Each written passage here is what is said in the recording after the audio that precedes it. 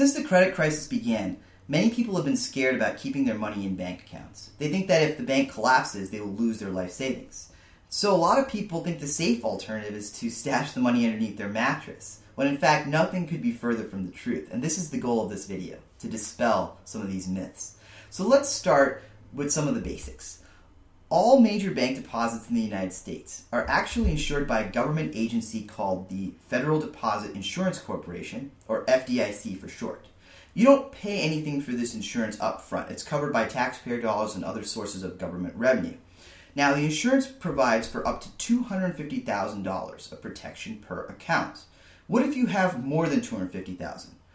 That's really not a problem. You can just open multiple accounts. It's not per person, it's per account. So if you open a whole bunch of different accounts, each of those accounts will be protected up to $250,000 as long as these are FDIC insured accounts.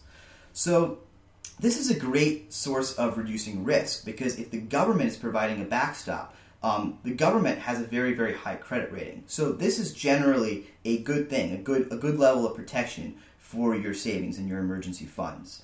What if you want to earn a little bit of interest on your cash? You should then look into a short-term investment called the Certificate of Deposit, or CD for short. Certificates of deposits are short-term investments that are issued by banks with a stated interest rate. Even though they are issued by banks, many CDs are also insured by the FDIC. Now, not all of them are. It's very important to distinguish between the ones that are and the ones that aren't. But the insured CDs are considered a pretty safe investment because you have the bank guaranteeing them, and if the bank fails, then you have the government agency, the FDIC, as a second line of defense. So that is a pretty low-risk investment. Now, again, not 100%, no guarantees on anything, but this is safer than most of the investment opportunities out there. It's also important to be careful. A lot of investments will disguise themselves as certificates of deposit, and they might not actually be CDs. So the last thing you want to do is risk your emergency savings in some speculative, illiquid investment. That's really not the way you want to protect your money. But things that are guaranteed by the FDIC, bank accounts, certificates of deposit, they tend to be a good place to keep your emergency funds. It's a great way to keep your money relatively liquid, relatively safe, while still earning a little bit of interest.